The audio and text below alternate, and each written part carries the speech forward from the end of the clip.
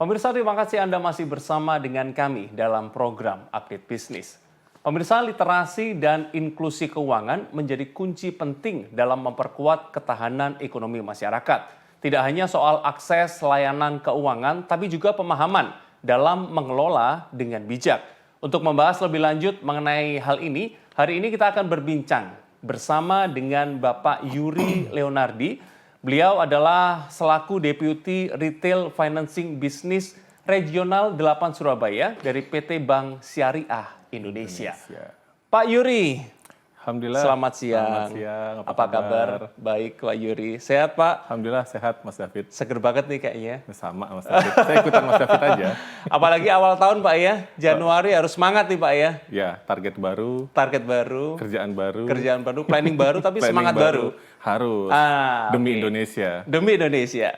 Pak Yuri, siang hari ini kita akan ngomongin soal literasi dan inklusi keuangan, gitu ya. Nah, berbicara mengenai literasi, pengetahuan, berbicara mengenai inklusi akses, mengenai keuangan, gitu ya. Khususnya nanti kita akan ngomong soal syariah. Kalau melihat perjalanan sampai dengan saat ini, kita tadi sempat ngobrol, Pak Yuri ini sudah malang melintang di dunia. Barulah.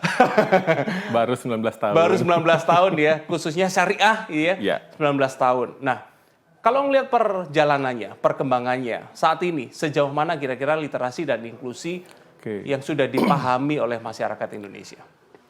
Kalau kita bicara literasi ya, kalau literasi itu kita bisa lihat bahwa khususnya Jawa Timur nih ya, literasi itu at least mungkin udah 80-90% orang, inklusinya.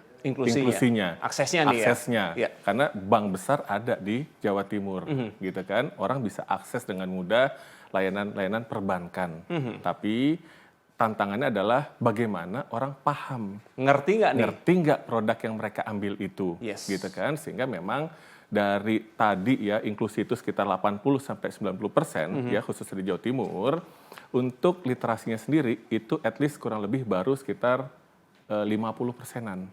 Ah, ini PR-nya nih 50%-an. Nah, jadi kita bisa lihat tuh, inklusinya 90%, literasinya baru 50%. Jadi masih ada gap gitu kan, gap yang luar biasa besar gitu kan, untuk bank itu masuk lebih dalam kepada masyarakat untuk supaya mereka tuh paham bisnisnya apa gitu kan, sehingga bisa memboosting perekonomian ke depannya gitu.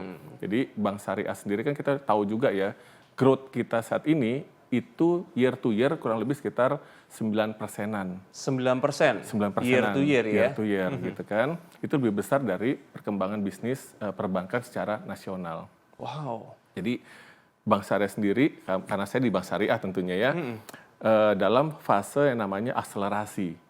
Gitu, akselerasi tapi baru dapat market share kurang lebih sekitar 7%-an, 7,4%. Gitu. Nah, dari 100% tentunya 100 kurang 7 kan masih 92% masih lagi banyak nih gitu. Ya? Masih banyak. Kuenya masih banyak.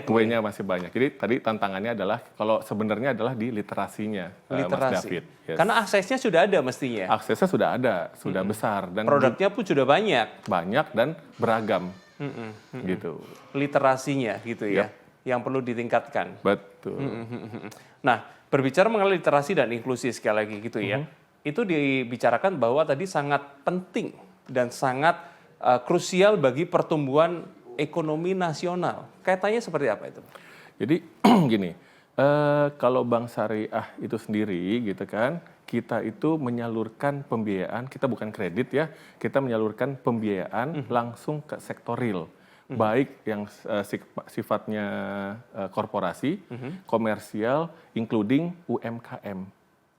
UMKM gitu. Nah, tadi gitu kan, literasi sendiri orang masih nggak tahu gitu kan, Bank Syariah itu mahal atau murah sih? Bank Syariah itu riba atau enggak sih? Nah, itu pertanyaan yang paling banyak tuh. Iya kan, gitu. Bank Syariah itu khusus untuk umat muslim aja atau enggak sih? Gitu kan. Sehingga dengan kelebihan atau keunikan Bank Syariah itu sendiri, yang pertama gitu ya, kita nggak ada floating rate misalnya, ya, angsuran kita relatif tetap, fix tetap gitu kan, sehingga dengan fix tetap ini masyarakat tuh bisa Memperkirakan sudah ya. membuat cash flow-nya dari dia start pembiayaan sampai dengan lunas gitu. Karena apa? Angsuran udah tetap, nggak ada dipengaruhi oleh floating. Nggak kaget ya? Nggak kaget gitu. Nah itu kan tidak diketahui gitu. Taunya adalah sama aja gitu. Nah sehingga memang kita harus lebih banyak lagi itu kan untuk melakukan literasi kepada masyarakat, baik above the line, below the line gitu kan, dan lain-lain gitu. Saya setuju dengan pernyataan dari Pak Yuri tadi, dikatakan bahwa mungkin masyarakat juga pasti banyak menanyakan apakah financing atau pembiayaan dari Bank Syariah ini khusus untuk umat Muslim. Apakah memang ada syarat seperti itu? Nggak ada. Nggak ada ya? Karena Bank Syariah itu universal. Gitu. Memang mekanismenya syariah tadi gitu kan,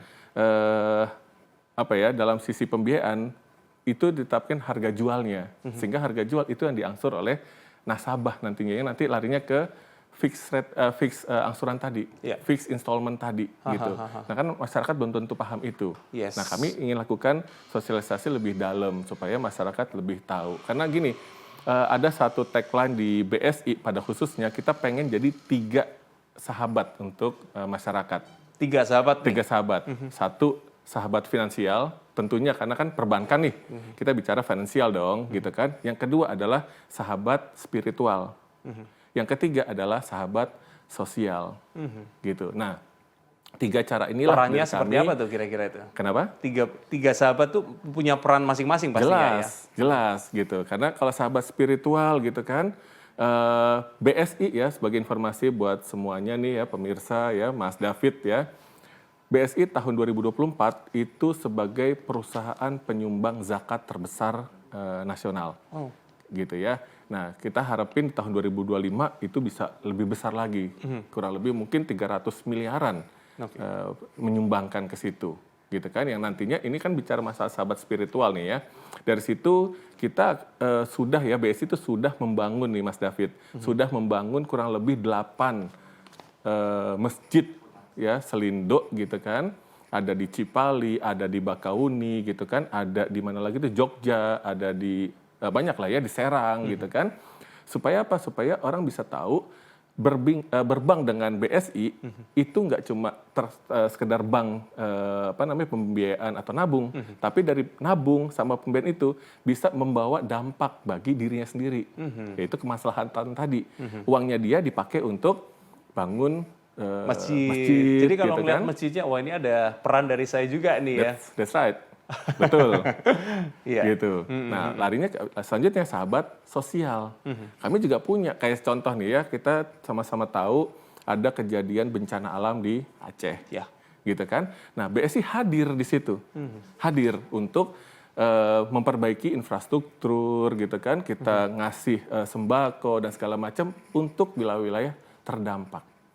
Gitu, itu salah satu contohnya tuh untuk sahabat sosial, gitu, sehingga masyarakat bisa tahu, bisa merasakan tentunya kehadiran BSI. BSI nggak cuma sekedar pembiayaan sama tabungan, tapi BSI hadir untuk melayani masyarakat. Spiritual juga, sosial juga, pembiayaan juga pastinya. Yes, gitu. Jadi insya Allah BSI bahasa Jakartanya apa ya, Palu Gada ya, Palu mau gue ada gitu kan. Gitu ya. Gitu. Oke. Nah, tentunya semakin menarik agar literasi ini semakin dikembangkan. Tadi katanya masih 50% gitu ya. Nah, apa yang selama ini sudah dijalankan atau boleh dikatakan peran dari BSI dalam mengembangkan literasi untuk masyarakat nih, Pak Yuri? Ini seru juga nih ya. Tadi saya udah sedikit menyinggung mengenai 3 sahabat ya, 3 pendekatan tadi ya, sahabat finansial, sahabat sosial, spiritual juga spiritual gitu kan. Untuk mengembangkan literasi tadi, selain 3 hal itu ya, sebagai informasi nih Pak Mas David ya, BSI itu punya channel ya, cabang kurang lebih sekitar lebih dari 1010 apa 1006 cabang. 1000 lebih ya? 1000 lebih. Di seluruh Indonesia? Di seluruh Indonesia. Itu cabang fisik. Tapi kami juga saat ini kan kita sama-sama tahu dunia bergerak dong mengenai industri digitalize, ya kan? Nah BSI mengembangkan bisnis digital juga, gitu. Salah satunya kalau Mas David sudah punya rekening BSI, udah punya belum nih Mas David nih? Wah ini kayaknya belum punya saya. Ya, gitu. Karena kami punya satu platform namanya Beyond. Beyond. Beyond itu platform transaksinya BSI, gitu ya, mobile bankingnya BSI. Mobile banking. Ya, yang di situ sudah mengabsorb kebutuhan nasabah. Oke. Gitu.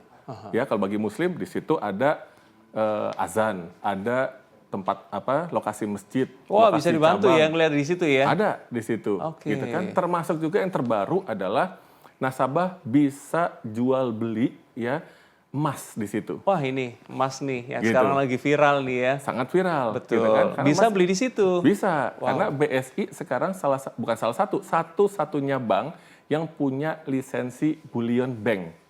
The only bank that have a bullion license. Gitu. License ya. License. Bank yang punya license. Berarti legal nih. Legal, Sah nih. sah. Wah, ini menarik ya. Gitu. Gitu Mas David. Jadi buka dulu rekening BSI. Langsung ditahu dong nih ya. Tapi emang bener ya, karena memang sekarang emas lagi viral, ya kan juga orang masih bingung ada yang beli emas di mana gitu, Yap. gitu ya. Lewat mobile banking BSI itu Bisa. sudah disediakan. Sudah. Ada emas digital, ada emas fisik. Dan bisa digadaikan di mobile banking itu sendiri. Oke. Jadi beli bisa, jual bisa. Beli bisa, jual bisa, digadaikan Gadai juga juga bisa. bisa. Gitu. Jadi semua di tangan. Palu gada ya. Iya. Iya. Kembali ke literasi lagi ya. Jadi memang itu yang diharapkan memang dengan akses penuh, dengan produk yang beragam, tentunya kita perlu mengerti dan kita bisa memakai akhirnya. Pastinya. Itu kan, sayang kalau nggak dipakai, programnya sudah ada. Iya. Gitu ya. Nah, berbicara mengenai program, cuman kita sebelum masuk lebih lanjut mengenai program dari BSI, kita akan berikan kesempatan untuk pesan yang mau lewat terlebih dahulu. Terima Tetaplah kasih. bersama kami.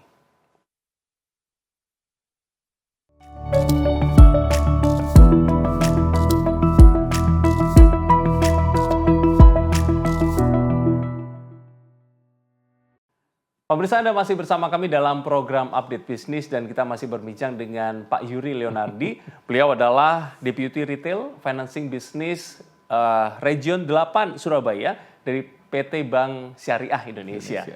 Pak Yuri, nah tadi berbicara mengenai programnya udah banyak.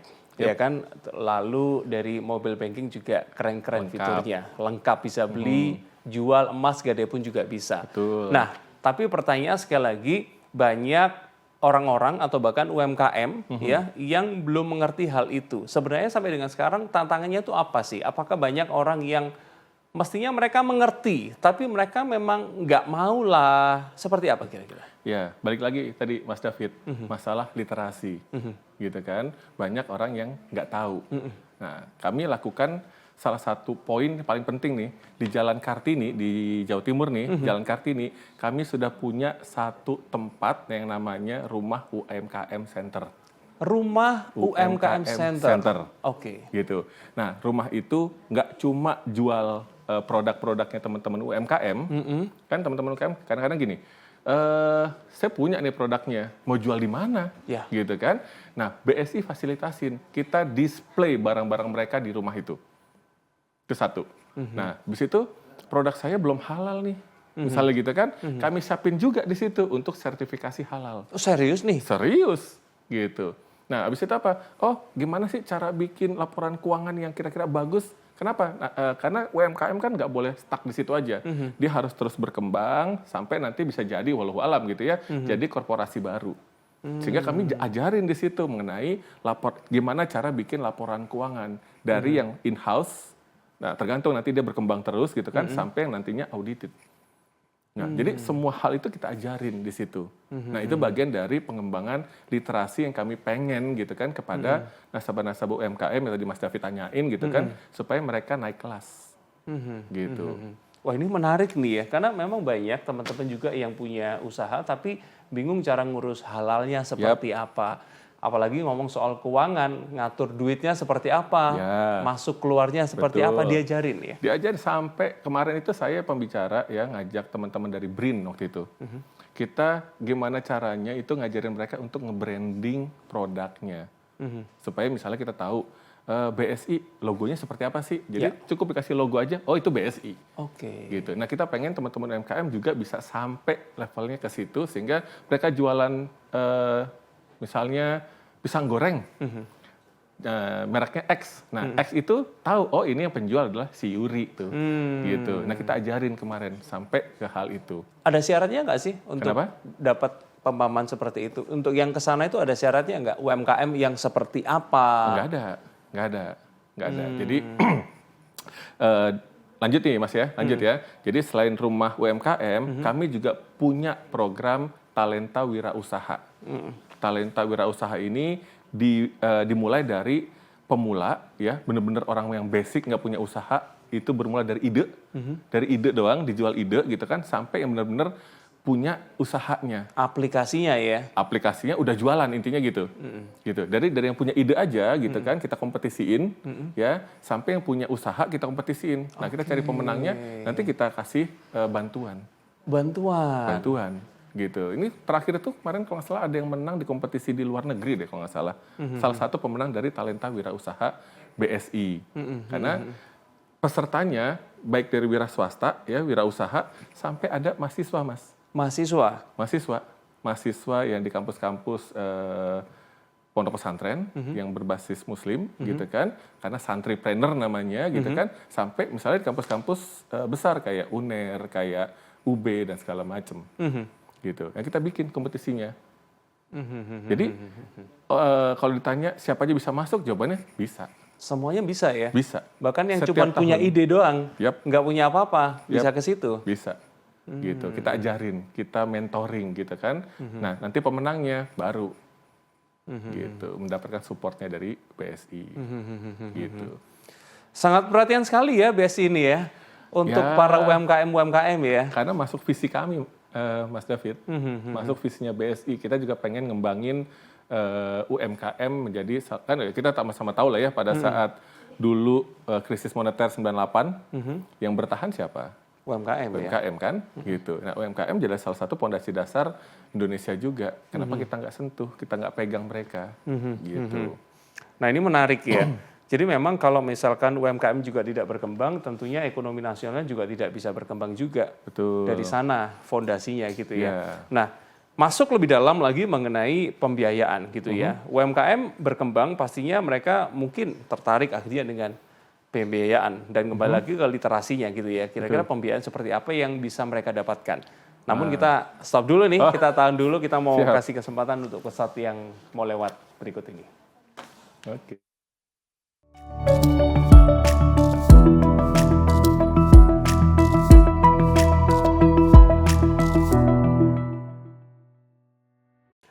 Pemirsa, kita masih berbincang dengan Pak Yuri Leonardi dari Bank Syariah Indonesia. Pak Yuri, kita masuk lebih dalam langsung mengenai pembiayaan gitu kan. Banyak pasti pemirsa di rumah yang kepingin mestinya punya pembiayaan, tapi dalam hatinya masih berpikir apakah perlu, dan kalau perlu apakah halal, apakah ada banyak syarat atau gimana nih? Oke, gini. Mungkin kita mulai dari pertanyaan kedua nih, ya, masalah apa tadi, halal ya? Halal nih. Ya, jadi gini, kalau pembiayaan di bank syariah, yang pertama itu ada Dewan Pengawas Syariahnya. Jadi setiap produk yang kita berikan kepada nasabah itu sesuai dengan fatwa DSN-nya, Dewan Syariah Nasionalnya. Itu dari sisi regulator. Dari sisi internal kami ada Dewan Syariah Nasionalnya nih. Gitu ya, yang ada di internal kami untuk memastikan produk-produk kami itu inline dengan ketentuan. Dipantau terus ya? Dipantau terus, gitu. Nah, di situ juga mengatur bahwa pembiayaan yang kami salurkan itu benar-benar harus ke sektor real. Dan juga ke sektor-sektor atau ke bisnis yang halal. Jadi kita nggak bisa ke minuman keras, itu nggak boleh, gitu kan. Jadi clear gitu kan, itu diatur clear tuh ya, bisnis-bisnis apa aja yang bisa Bank Syariah Indonesia ini biayain. Jadi insya Allah ya itu halal gitu. Yang pertama itu, terus yang kedua tadi kita udah ngobrol panjang kali lebar nih. Skemanya gimana sih, mudah dipahamin nggak sih gitu kan, cash flow bisa diatur nggak sih. Nah yang kedua adalah memudahkan seluruh nasabah mau muslim ataupun non muslim untuk menghitung cash flow-nya mereka, sehingga bisa memproyeksikan bisnis mereka next 5 years, next 10 years, mereka akan growth sebesar apa. Ya. Dibantu ngitung dulu ya cash flow-nya. Gitu. Ya. Yang ketiga gitu kan, baru bicara kira-kira nasabahnya itu jenisnya apa sih yang cocok. Nah, kita nggak pengen juga salah gitu kan. Kan dari sisi pembiayaan itu ada besarannya, ada investasi dan modal kerja. Ya. Gitu kan, baru nanti turunannya banyak gitu kan, investasi mau apa, modal kerja jenisnya apa, restricted atau enggak gitu kan, tapi itu teknis banget ya Mas ya. Benar. Gitu kan, tapi secara skema kita lengkap di situ, ada semua. Ya, itu yang kita tawarkan kepada nasabah. Baru yang terakhir, kemudahannya seperti apa. Kalau ditanya masalah syarat segala macam, ya jelas syarat-syarat yang terkait dengan bisnisnya nasabah. Bahkan kami di Bank Syariah Indonesia gitu kan, dengan diaturnya DSN tadi, dilarang menerima sesuatu yang tidak berkaitan dengan bisnis nasabah. Contohnya? Dikasih bingkisan lebaran misalnya gitu kan, dikasih hadiah atau uang setelah pencairan gitu kan, nah itu nggak bisa tuh. Jadi benar-benar ya sudah. Ucapan terima kasih pun. Salaman aja kita. Salaman aja Cukup kita. ya? Cukup gitu. Karena memang kita pengen bergerak dengan cara yang benar. Lurus ya? Gitu. Jadi kalau ditanya seperti itu ya itulah jawabannya Mas. Oke. Gitu. Jadi memang ada syaratnya, tapi juga terbantu dengan tadi cash flow-nya dilihat dulu ya. Jadi memang kita harus buka dulu seperti apa ya. Betul. Yang diperlukan seperti apa. Betul. Kan kita analisa nanti kan. Gitu. Karena nanti kaitannya ke gini, pembiayaan yang bagus gitu kan. Kalau di bank syariah ya, pembiayaan yang bagus itu akan menghasilkan margin yang bagus. Ya. Nah, margin ini ya dari hasil pembiayaan yang akan disalurkan ke DPK dalam bentuk bagi hasil entah itu deposito, tabungan dan juga ya giro gitu. Jadi hasil yang bagus kami bagi hasilkan kepada nasabah-nasabah deposan yang saat ini pertumbuhannya itu lebih tinggi bahkan gitu kan dibandingkan bank lain. Kan banyak tuh viral di medsos kalau nggak salah. Emang boleh bank syariah ngasih bagi hasil lebih tinggi dari bank lain gitu kan? Ya, selama bagi hasil yang kita dapetin itu tergantung bagus. Tergantung itu ya? Iya, karena kan namanya juga bagi hasil. Iya. Kami dapat pendapatan, kami bagi hasil kan kepada nasabah dana. Semakin besar juga semakin yang dibagi semakin besar. Semakin besar juga yang diterima gitu. Jadi kan itu nggak ada urusan sama muslim non-muslim gitu kan. Bagi yang suka pendapatan tinggi bisa, oh ternyata untung ya di BSI, ya so what gitu. Do it. Gitu. Jadi memang sifat bank syariah ini kan universal. Everyone can enter the bank. Gitu. Jadi sekali lagi ini bukan hanya untuk muslim, tapi semuanya bisa. Semua bisa. Nah, ini menarik nih. Mungkin gitu. Ada satu statement terakhir nih yang mau dikatakan Pak Yuri untuk pemirsa mengenai Bank Syariah Indonesia. Oke, mungkin gini ya, simpelnya adalah Bank Syariah Indonesia adalah bank untuk kita semua. Kami dari BSI siap menyediakan segala solusi ya dengan 3 pendekatan tadi, sahabat bagi spiritual, sahabat bagi finansial, sahabat bagi sosial. Jadi ayo manfaatin BSI sebagai bank partner ya. Ya, saya sebut partner nih ya. Partner ini. Karena memang bank syariah itu partner bagi nasabah. Ayo berbank di BSI, insya Allah aman dunia akhirat. Gitu. Ini kata kuncinya nih ya, aman dunia akhirat itu. Baik Pak Yuri, terima kasih banyak Mas David. Informasinya, Sama-sama. literasinya bukan hanya untuk pemirsa, buat saya juga masukan yang luar biasa. Boleh datang ke BSI, ketemu saya, kita diskusi panjang kali lebar nanti kan, apapun yang mau ditanyain, insya Allah kita bantu. Terima kasih. Gitu. Baik Pak Yuri, terima kasih banyak. Mas David. Sampai ketemu lagi. Sama-sama. Sukses terus, sehat terus. Siap, gas 2026. Sukses. Baik pemirsa, itu tadi ngobrol kita dengan Pak Yuri Leonardi dan ini juga menjadi akhir perjumpaan kita pada siang hari ini. Saksikan informasi menarik lainnya dalam program Update Bisnis yang selanjutnya. Saya David Funata dan segenap kru yang bertugas mohon pamit undur diri. Selamat siang, sampai jumpa.